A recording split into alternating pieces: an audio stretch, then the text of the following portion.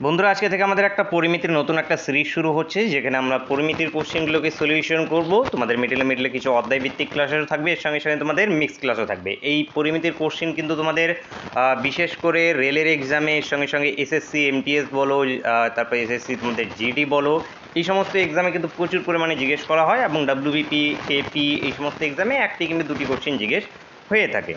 তো পরিমিতির মেন যেটা তোমাদের ফোকাস রাখতে হবে, পরিমিতির ফর্মুলা বেস কোশ্চেন।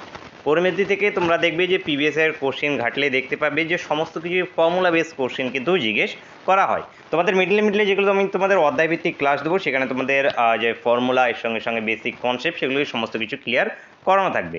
তোমরা চ্যানেলে যারা প্রথমবার ভিজিট করছো অবশ্যই সাবস্ক্রাইব করে নেবে, সঙ্গে বেল আইকনটা ওপেন করে অবশ্যই রাখবে, তোমাদের কাছে প্রতিটি ক্লাসের নোটিফিকেশন পৌঁছে যাবে। পরিমিতি যে ক্লাসটা থাকবে সেটি আমাদের সম্ভবত সন্ধ্যে 7টা থেকে ক্লাস থাকবে।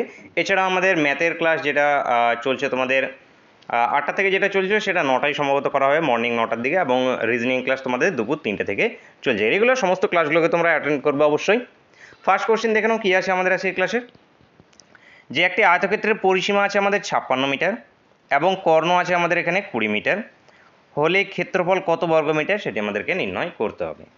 এবার আয়তক্ষেত্রের পরিসীমা কি, আমরা পরিসীমা এবার জানা দরকার। পরিসীমা হয়ে থাকে 2 × a+b, মানে 2 × দৈর্ঘ্য প্লাস প্রস্থ হয়ে থাকে। এটা ইজিকালস টু কত, 56 দেওয়া আছে।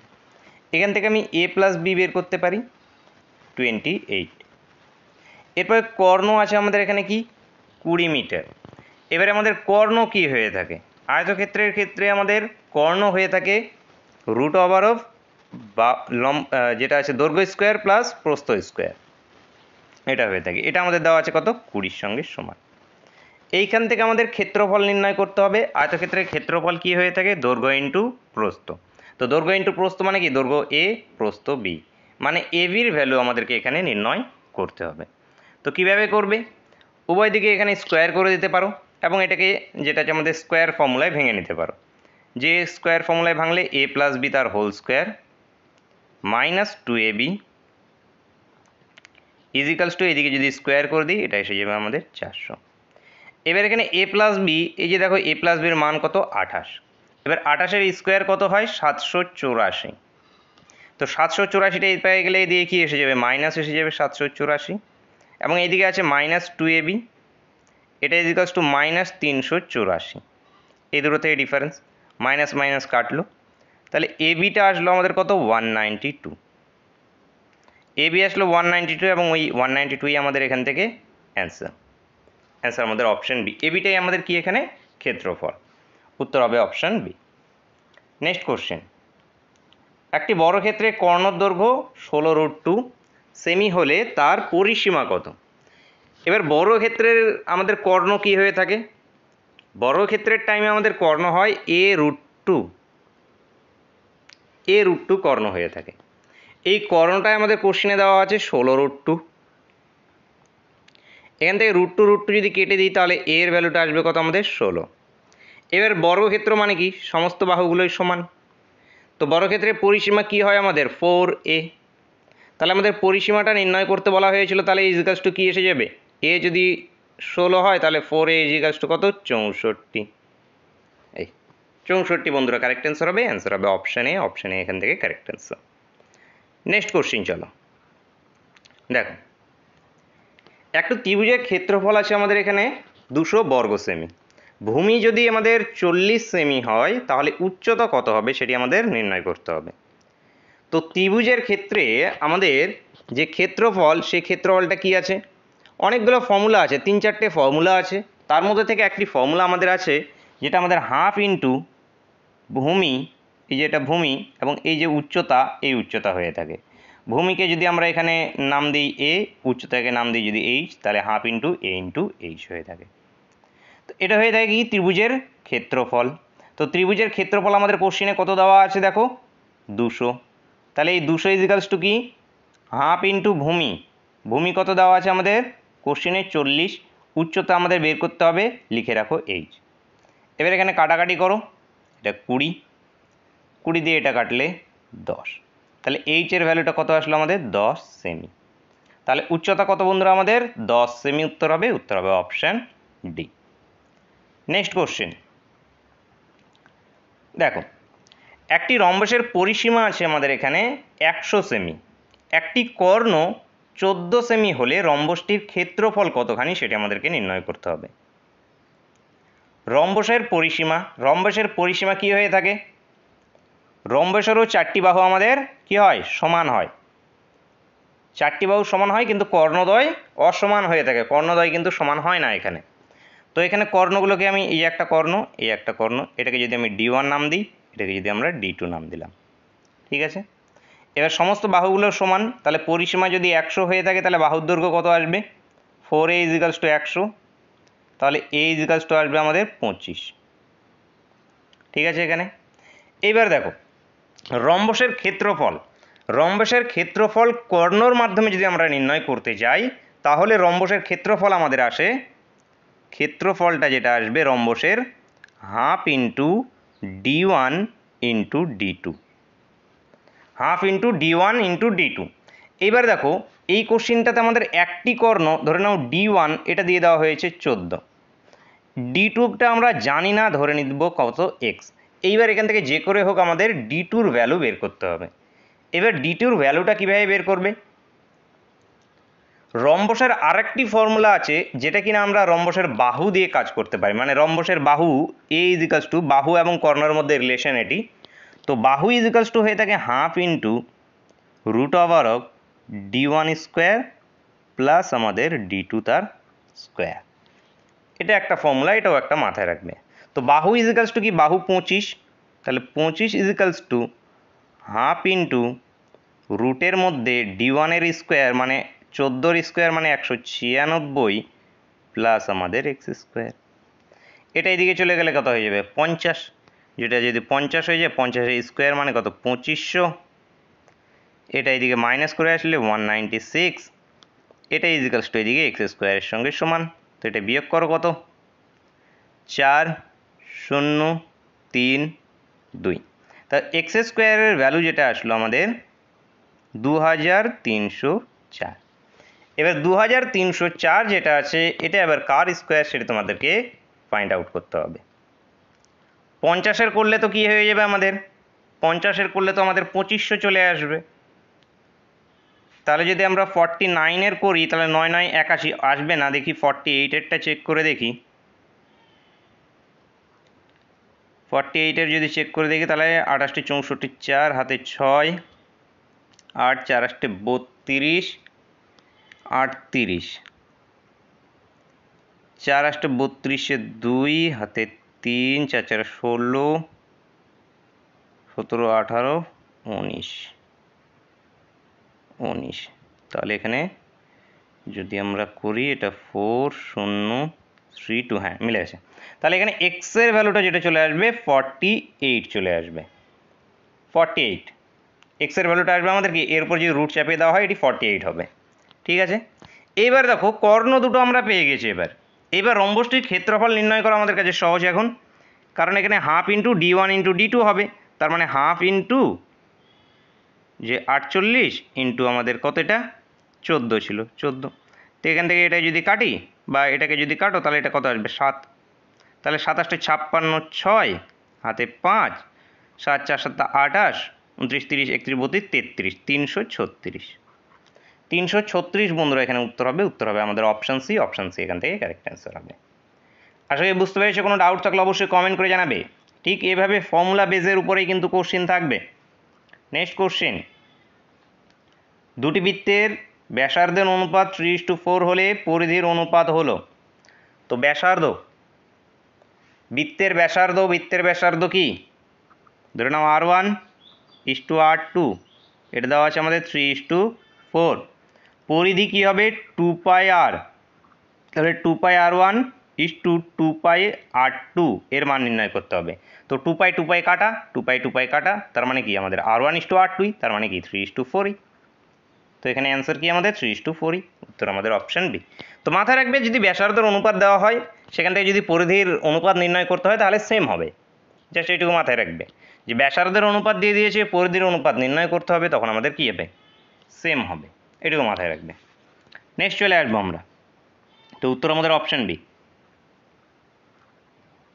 দেখো কি আছে, একটি ঘনকের একটি তলের কর্ণ 4√2 সেমি হলে কর্ণের দৈর্ঘ্য কত সেটি আমাদেরকে নির্ণয় করতে হবে। ঘনকের একটি তলের কর্ণ আবার ফের কর্ণ কি? যদি বুঝতে অসুবিধা হয়ে থাকে তাহলে আগে ঘনককে নিয়ে ভাবো।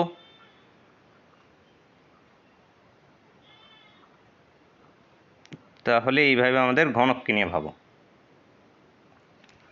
ঘনকের 3Dতে আঁকলে বুঝতে পারবে যে এইখান থেকে এই পর্যন্ত একটা আলাদা কর্ণ হয়, এখান থেকে এই পর্যন্ত একটা আলাদা কর্ণ হয়, এবং এই যে দেখো প্রতিটা একটা এই যে বক্সগুলো আছে, এই বক্সগুলো প্রতিটা একটা একটা করে তল।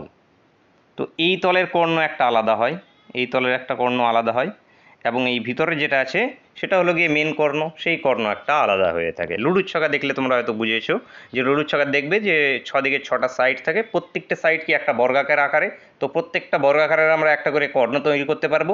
অথবা আমরা যদি ঠিক কোণ দিয়ে একটা যদি কোনো কিছুকে যদি ঢুকিয়ে দিই তার মধ্যে, ঠিক এই কোণ দিয়ে যদি কোনো কিছুকে ঢুকিয়ে দিই তাহলে এই কোণ দিয়ে বেরিয়ে চলে আসবে। তো এইখান থেকে এই পর্যন্ত যেটা একটা আসবে এটা একটা যেটা আছে তার কর্ণ হবে। তো মাথায় রাখবে এটা হলো গিয়ে কর্ণ, মেন কর্ণ, এবং বাকি যেগুলো থাকছে বর্গক্ষেত্র আকারে সেগুলো কি তলের কর্ণ। তো একটি তল, যে কোনো একটি তলের কর্ণ। তো এখানে কি আমাদের দেখো যে ঘনকের একটি তলের কর্ণ হয়ে থাকে আমাদের a√2, এটা ইজিকাস টু দেওয়া আছে আমাদের এখানে 4√2, এখান থেকে a এর ভ্যালুটা আসলো আমাদের 4। এবার ঘনকের কর্ণ কি হয়ে থাকে? ঘনকের কর্ণর ফর্মুলা হয়ে থাকে আমাদের a√3, a√3 সিম্পলি a√3 হয়। তো এর মান আমরা পেয়ে গেছি, এখানে বসিয়ে দেবো কত 4√3। এই 4√3টাই যেটা আছে কর্ণের দৈর্ঘ্য, ঘনকের কর্ণের দৈর্ঘ্য 4√3। উত্তর আমাদের option B, option B correct answer. Next question, একটি লম্ববৃত্তাকার চোঙের ব্যাসার্ধ 7 সেমি এবং উচ্চতা 4 সেমি, পার্শ্বতলের ক্ষেত্রফল কত বর্গ সেমি সেটি আমাদেরকে নির্ণয় করতে হবে। একটি লম্ববৃত্তাকার চোঙের পার্শ্বতলের ক্ষেত্রফল হয়ে থাকে আমাদের 2πr/l, 2πr, আচ্ছা এল তো নয়, উচ্চতায় এইচ হবে, 2πr/h হয়ে থাকবে আমাদের। তো যেটা আছে পার্শ্বতলের ক্ষেত্রফল, তো জাস্ট এখানে শুধু মানগুলোকে বসিয়ে দিতে হবে তাহলেই হয়ে যাবে। তাহলে এখানে কি 2 পায়ের মান এখানে বসাবো আমরা 22/7 ইন্টু আর এর মান 7, উচ্চতা আমাদের 4, 7 7 কাটা 4 দুগুণ যদি 8 করি তাহলে এখানে কত চলে আসবে আমাদের 8 দুগুণ 16, 6 হাতে 1 17, এই 176 বন্ধুরা উত্তর আমাদের অপশান বি। নেক্সট কোশ্চেন, দুটি গোলকের বক্রতলের ক্ষেত্রফলের অনুপাত 4:9 হলে তাদের আয়তনের অনুপাত কত সেটি আমাদের নির্ণয় করতে হবে। তো দুটি গোলকের বক্রতলের ক্ষেত্রফল হয় আমাদের 2πr²।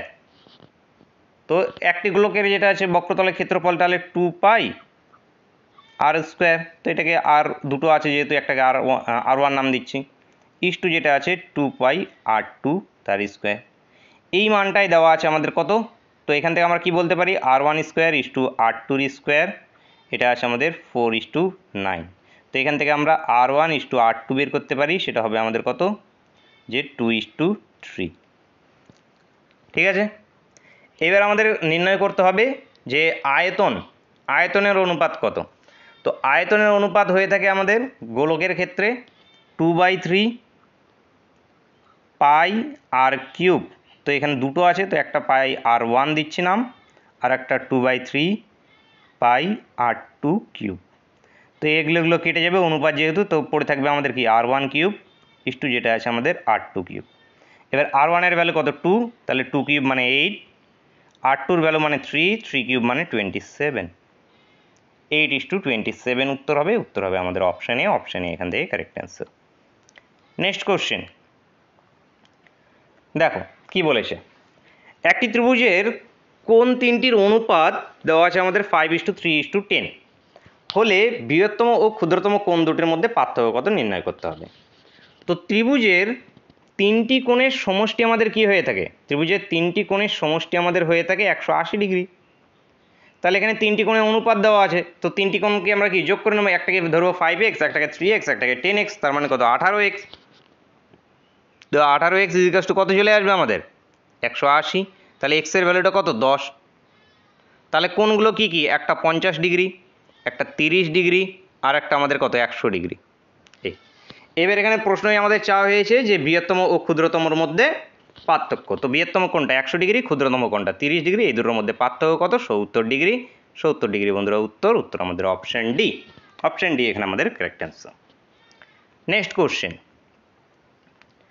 দেখো, ত্রিভুজ এবিসি এর এডি মধ্যমা এবং ও ভর কেন্দ্র এ ও যদি 10 সেমি হলে ওডি কত সেমি হবে সেটি নির্ণয় করতে হবে। তো এই আমাদের ত্রিভুজ এ বি সি এর মধ্যমা, তাহলে এই যে এখান থেকে মধ্যমা টেনে দাও, এটা হয়ে গেল ডি, ঠিক আছে। এবং ও ভর কেন্দ্র, তো ও যদি ভর কেন্দ্র কোথায় থাকবে আমাদের, এইখানে থাকবে ও ভর কেন্দ্র। তো এর ভর কেন্দ্র মধ্যমার সঙ্গে একটা রিলেশন আছে, সেই রিলেশনটা জানা থাকলেই আমাদের উত্তর হয়ে গেল। ভর কেন্দ্র এবং এর মধ্যে রিলেশনটা কি, এই যে ভর কেন্দ্র এবং মধ্যমা যেটা আছে এই দুটোর অনুপাত আমাদের কি হয়ে থাকে 2:1 হয়ে থাকে, সবসময় কি 2:1 হয়ে থাকে।